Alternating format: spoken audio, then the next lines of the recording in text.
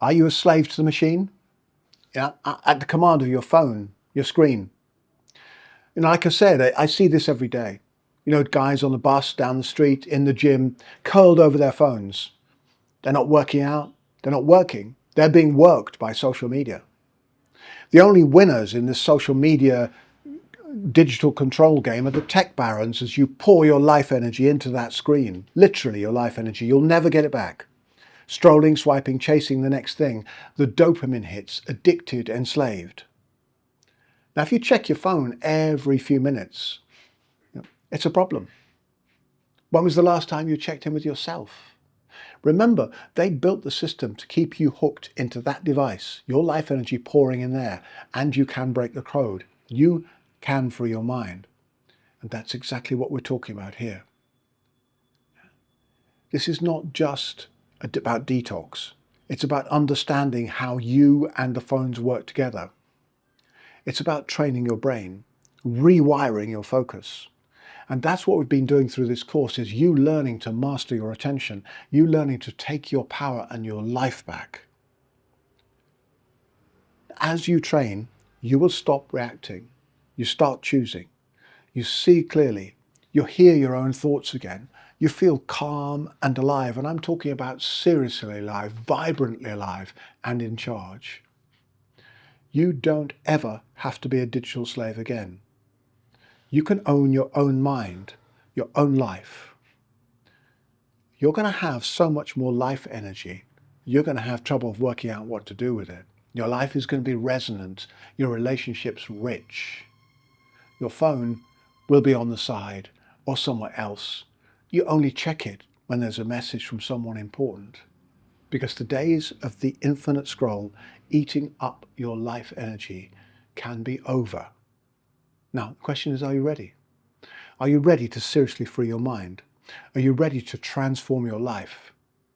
Because here, what we're doing now is taking you through this process to understand how to do that and own your life for real.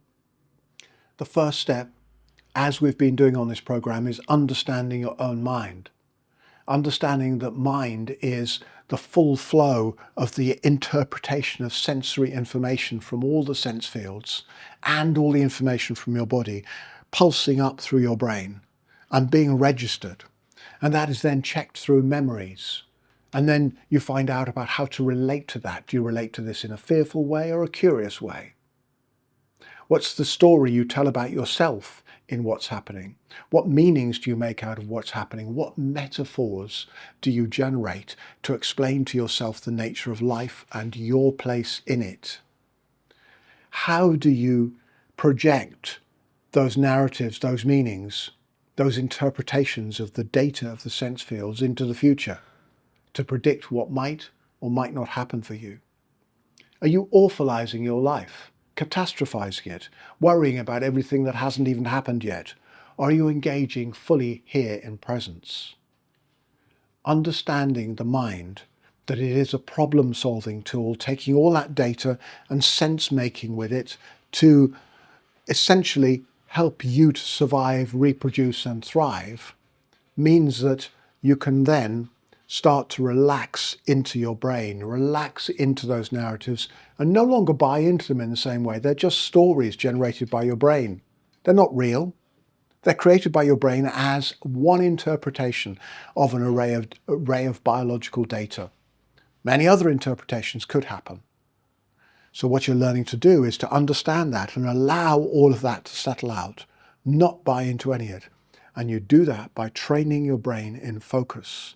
Training your brain in the capacity both for convergence, like we look at in this program, which is focus, and divergence, which is opening up to the possibilities of the universe in terms of its phenomenal arising, everything that's happening, everything that's scintillating. And to be fully creative, you need to have the movement between the two.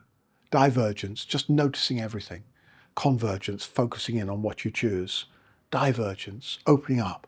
Convergence, focusing in. So understanding how to train your brain in both divergence and convergence gives you the beginning, because then you aren't pulled by something else. You're in choice as you move between convergence and divergence. Try it now. Just half close your eyes. And just notice everything without focusing on anything. The bubbles of information from your body, the sensations, the sounds around you, light, the taste in your mouth, any smell.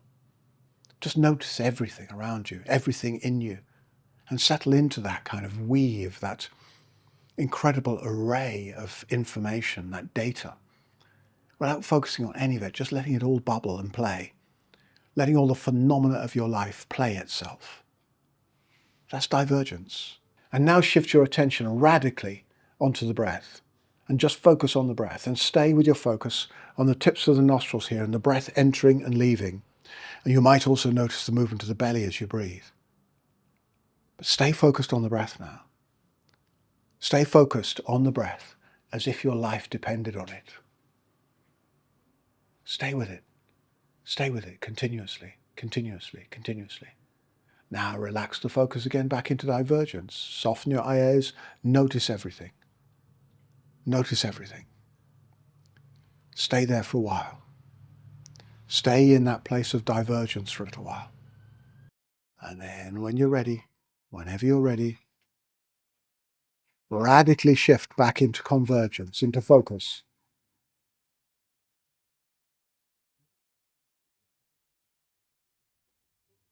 Radically shift back into focus, into convergence. Stay with the focus. Build the muscles of focus, the muscles of attention. You're actually building stronger neural bridges between the middle part of your prefrontal cortex and the lateral part by focusing in on the breath like this and staying on task. And this gives you the power to free your mind. Building stronger neural bridges here gives you the capacity to not be pulled around by the dopamine hits from digital devices. You get a dopamine hit when you start noticing something you like. Oh, that's really cool. I love that picture. Oh, that's a great video. Yeah, that novelty of that newness gives you that dopamine hit. And the dopamine is powerful. It's why you do everything you do. Like we said earlier in the course, it's why you do what you do, and more importantly, why you keep doing it. So cocaine, like I said, dumps a huge amount of dopamine into a middle part of the brain, in the Mesolimbic networks of the brain. And what it does is just make everything feel amazing for a moment or two. That's what you're going to do. You're going to keep doing that stuff because it feels so good. All right? So the thing is that mesolimbic network buys into the middle part of the brain, and by building the bridges between the mesolimbic, the prefrontal cortex, medial prefrontal cortex and the lateral prefrontal cortex, by building those neural bridges with focus, what you're doing is recognizing, identifying that pattern, seeing it, and then choosing your long-term goals. That's not what I want to do with my life. I don't choose to spend that much of my life energy focusing on Snapchat, Instagram, YouTube, Facebook, whatever it is. I choose to be doing something else. So that begins to give you the choice. But if you're continuously buying into the dopamine loops of the social media thing, you're training that mesolimbic immediate gratification. All right, so come back into divergence. Open into divergence, notice everything, all the phenomena of your life playing itself, the sound, the taste, the smell, the feelings, the sensations, the emotions, the thoughts, bubbling, all of it. And then bring your attention back into focus, into convergence. Focus it in, focus it in, focus it in, and importantly now, sustain it for as long as you can and train that focus. And when you're training your focus like this, you're building those neural bridges. You're building the capacity for you to take control of your life. It's pretty cool. Stay with it. I'll play with those divergence, convergence explorations in your own time, in your own way, and see where it takes you to, and find your capacity to focus even more powerfully. Another key aspect of this training is to understand the three elements of truth, story, and opinion. It's quite important to do this because then you don't get hooked into being manipulated. Right? Any individual on planet Earth, without exception, tells stories. Our brain has evolved as a storytelling, meaning-making mechanism. All right? And what we do with the data of our experience, which includes everything we've learned at school, all the conditioning we've had from our culture, the information from the body and the sense fields, is we generate stories about that. And those stories are centered around us. They're stories. And everything that somebody says is a story. It's not the truth. It's a story. And the story they're telling is really about them. They're not telling the truth about a situation. They're telling you their story. And if they were honest, they wouldn't say, this is the truth. They would say, this is my story that my brain has conjured up. So understanding that story is what human brains do, not truth. Because truth is something that's way, way, way, way, way bigger than that. Right? Truth would include all perspectives, all possibilities. And the human brain isn't actually evolved to do truth. It's evolved to do story. So understanding that truth is something that is inaccessible to the human brain, where everything that somebody says is basically a story. It's not just a story, it's their story. It's their story about their world.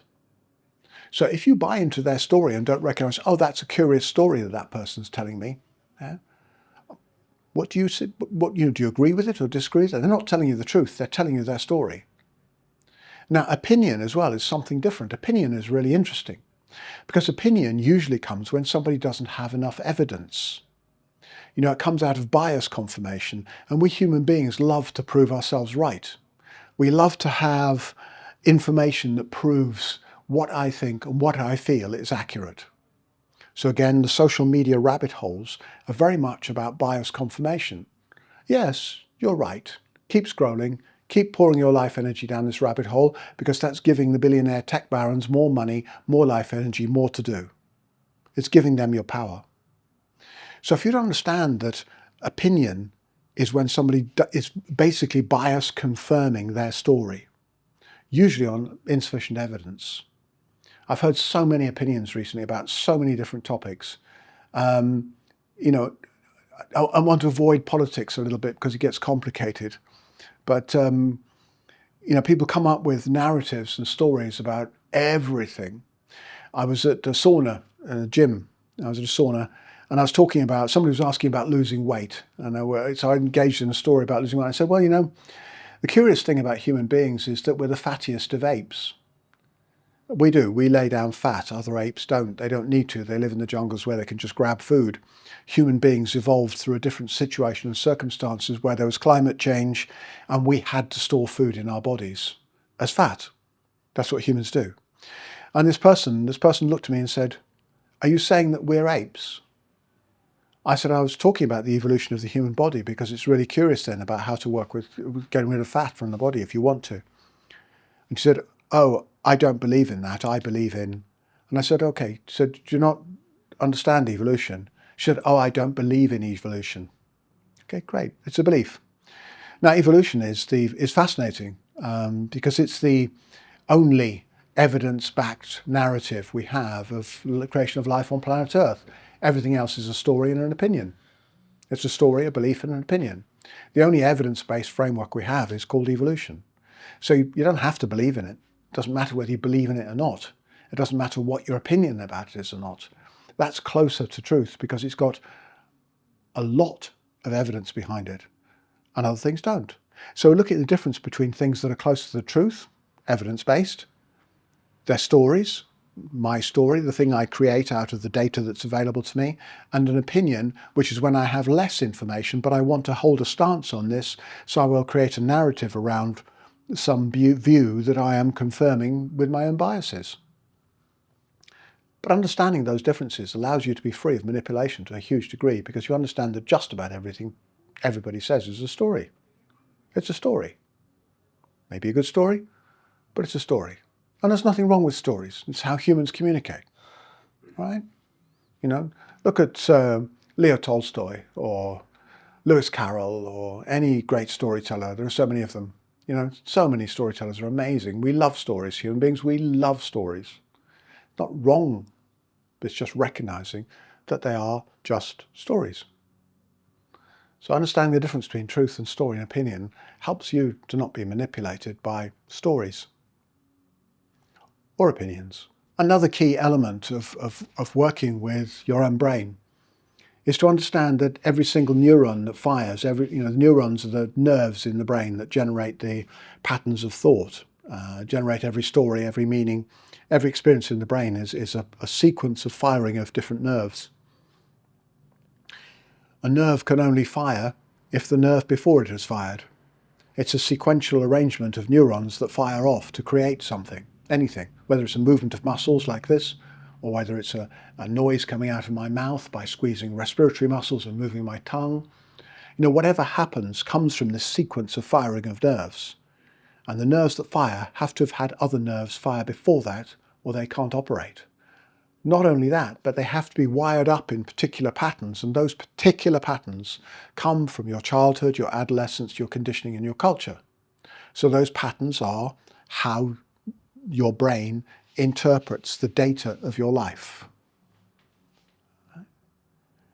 Most people just live from patterns. If you want to free your mind, you've got to start recognizing the patterns of how your brain interprets the data of the sensory experiences and the information from your body, creating those stories, etc., that the brain generates. And you have to be able to cultivate the skill to interrupt those patterns. And pattern interruption is an awareness of the pattern. It's recognizing, my brain is creating the same kind of story again. There it goes. Yeah? Here it is, generating another story about, I don't know, maybe your partner or a friend or an enemy or whoever, but it's generated of some random person in the street, but your brain is busy generating another story when it doesn't have enough information to do that. And that story it's generating is probably bias, confirmation, opinion, etc., okay, based on some belief patterns that aren't being evidenced by what's really occurring. So interrupting the pattern is critical. To do that, we've got some strategies, and the most important one is to actually stop awareness of the pattern and then stop. Stop what you're doing best you can, even if it's a mental pause. Take 4 breaths, slow breaths. That's breathing in through the nose, nasal, low, slow, down into your belly. That's 1 breath. Release on the exhale. 2 breaths. Aware, nasal, low and slow into the belly. 1 breath is enough, but 4 is good, okay? 9 is better if you really need it. If your life is really difficult, do 9. That's 3 breaths. 1 more. Aware, nasal, low and slow. Now notice how your body's feeling. Observe the situation in the story your brain just created. Is it actually true? What happens when you start to observe differently? What do you notice? What do you notice that's different? What do you notice how the story your brain created is unsupported? Now reflect. What else is possible? What other stories could your brain create? What else could be true? What else do you want? Is that story you want your brain telling yourself about life or about this person? Is that helpful to you? Now, if your brain is developing an unhelpful story, say, for example, about your partner and how they do the washing up, is that the reality, or is it just your brain doing that story because that's the kind of story that your mother created? Reflecting on what is actually happening and reflecting on what you want for your life. Do you want a really positive, powerful relationship? Or do you just want to end up in another discussion or another argument or another fight? What do you actually want? Do you want to be just telling yourself more stories about random people in the street when you have insufficient information and you know actually next to nothing about their life? Now, this reflection point is important. So that's stop. Awareness first. Stop. Take some breaths. Observe what's real. Reflect. And then proceed from the place of reflection. It's really important to have the capacity to interrupt the patterns of your brain and have that moment of not knowing and recognizing actually, I don't have enough information to make up that kind of narrative, and I'm choosing not to do that because I don't know enough. I'm finding something else. looking for something else, and I don't quite know what it is, but I'm looking and finding spaciousness so I can start to make a different choice and cultivate a different way of relating to myself and to the people in my world around me, no longer from a place of fabricated, made up stories. Interrupt the patterns. That's important. It's really important if you're going to free your mind to have the level of awareness where you can do that. Another key element is to get creative. Get really creative. I mean, we have this funny idea in the modern world that the only people who can paint are painters, and the only people who can dance are dancers, and the only people who can play music are musicians. And actually everybody can dance. If you can walk, you can dance. If you can hold a paintbrush with your fingers or your toes and you can splash some paint around, you're an artist. If you can make any sound, you're a musician. It doesn't matter. Yeah? And freeing up your creativity from the confines, from the prisons that you've put it into, based on the idea that you're not good enough or your creativity isn't good enough, and start really playing. Play like a child. Explore, create with everything. Write poetry, yeah? Do graffiti, whatever the creativity is. Start to engage more and more and more in creative expression, because that playfulness itself is a way of liberating your mind, because it puts you in charge of the playfulness rather than you being played by people offering you their creativity. Nothing wrong with that, but if creativity is through the digital medium where it's buying into your dopamine networks, you kind of need to free yourself from that. So think clearly, think playfully, start to play more, get super creative. Pick that guitar up, pick up the paintbrush, do something else. Another really important practice, if you don't already do it, is move. Not just structured movement, but just move. I mean, go for a walk. So many people run in a linear way. If you watch people running, they're running in lines, straight lines. Yeah? Legs always doing this, arms the same line, same line, same lines. That's kind of cool. It does build cardiovascular fitness, but it's also building myofascial constrictions where you're tightening up, say for example, the adductors inside the legs to the hamstrings. So you're actually limiting your movement by moving in a linear pattern. So some aspects of movement, like primal movement, rolling around the floor, opening your legs up in new ways, jumping from side to side, or jumping across logs in the woods, all those kind of playful movements, and again, playful exploratory movement is a way of freeing up your body, and it creates new patterns in your body. And that data from your body then goes up to your brain, and it creates a different version of who you are. The mechanoreceptors in your feet, how those feet impact the ground, that informs how you breathe. The diaphragm and how it moves informs your brain about what's going on in the body. The diaphragm is the link between the brain and the body. So how you're walking, how you're moving, how you're breathing, all of this frees up your mind. It's all mind, remember. So move and play with movement is another way of beginning to liberate yourself. There's one other really important key here as well, which is to bore yourself, to allow yourself to get bored. It's really important, because when you allow yourself to get bored, you realize the only person boring you is yourself.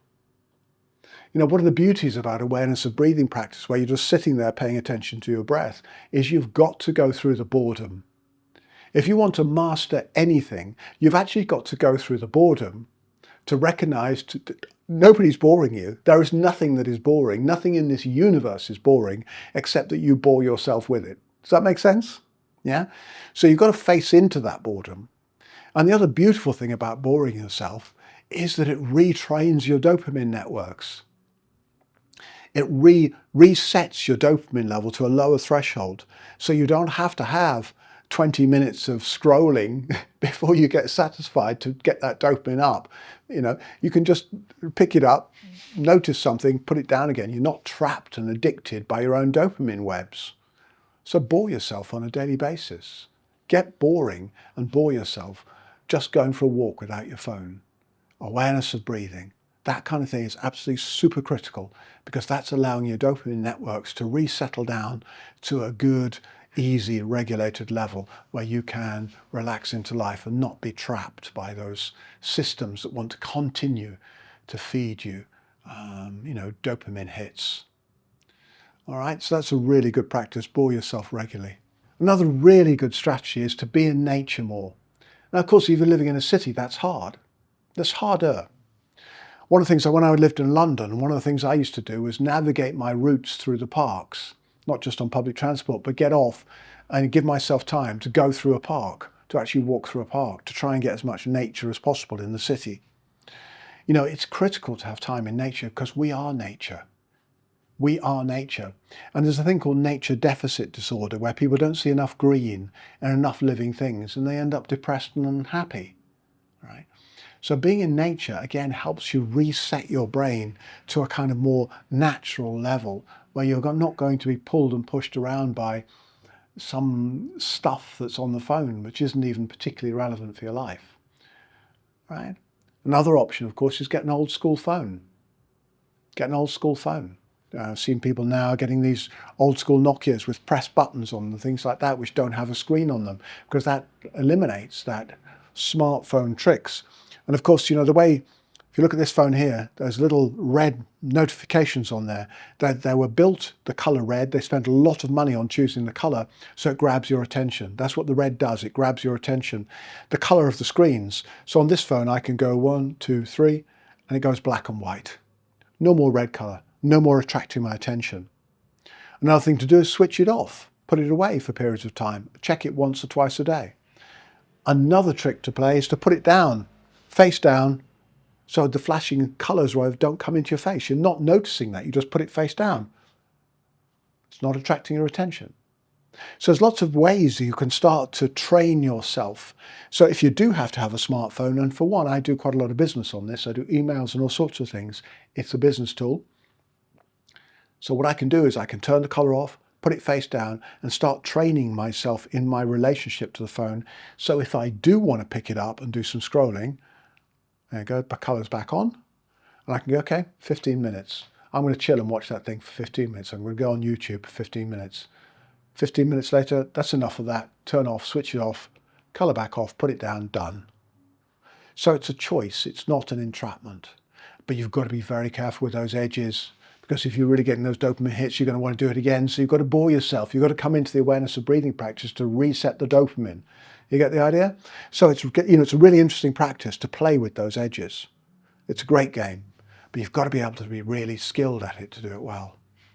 There's one more point I want to make, which is really important. You've got to help the kids. You've got to help the kids. Because this capacity to navigate the phone is based on prefrontal cortical power. It's based on those neural bridges between the, you know, medial prefrontal cortex and the dorsolateral prefrontal cortex. And if you don't have sufficient prefrontal cortical power, you cannot navigate the Mesolimbic dopamine network. It's not possible. You're just going to go for immediate gratification. You're going to go for those dopamine hits. And of course, the reality is that young people under the age of 27 don't have a prefrontal cortex that's fully online. That's right. It comes online at 27 years of age. Maybe a little bit younger in some, so let's say 24 to 27, but that's still pretty late.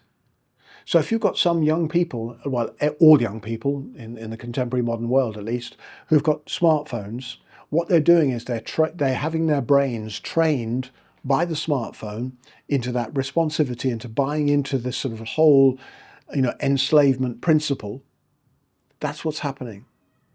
So it's really complicated to help, you know, and really necessary to help the kids until such time as they're adults, because they just don't have the prefrontal cortical power. Right? That's the reality. So having, you know, doing things with them. Again, I see parents. I saw a parent the other day, a father who was with his child, curled up over the phone like this again, ignoring the child. The child is not getting the neural development it needs because brains grow with attention.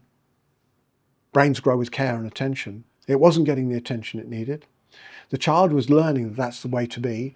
It will then get a smartphone. It will then have its brain plugged into that device, and it grows up as a digital slave. So helping children understand that by giving them screen limits, you know, time off from the phone, whatever you can do to help them is critical and important. Best you can do. I mean, there's another thing I use with the screen, for example, is blue light blocking glasses. And there's some evidence that may or may not be useful, but I find it incredible. I have to use my laptop to work, so I'm working on there quite a lot of the time, writing, doing different things like that. So what I use is blue light blocking glasses, so the blue light doesn't impact my brain in the same way. And I tell you something, they're really useful. They're really useful because I notice so much more energy when I use them. Yeah, and they're very good at blocking blue light out of the screen.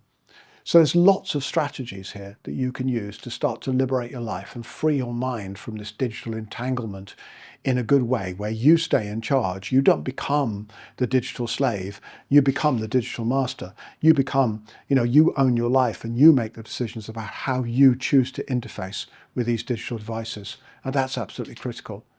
So my suggestion is take all these on board, use all of them, and start to find out which ones really resonate with you, which ones really work, and have fun with them and take back your life. It's important because the more of us who are free from the kind of, oligarchical control of the tech barons, yeah, as far as I'm concerned, the better. Creative, powerful lives are great. Lives controlled, digital slaves. I'm not sure if that's a good world. So find out for yourself. Take these practices on board and let me know how it goes.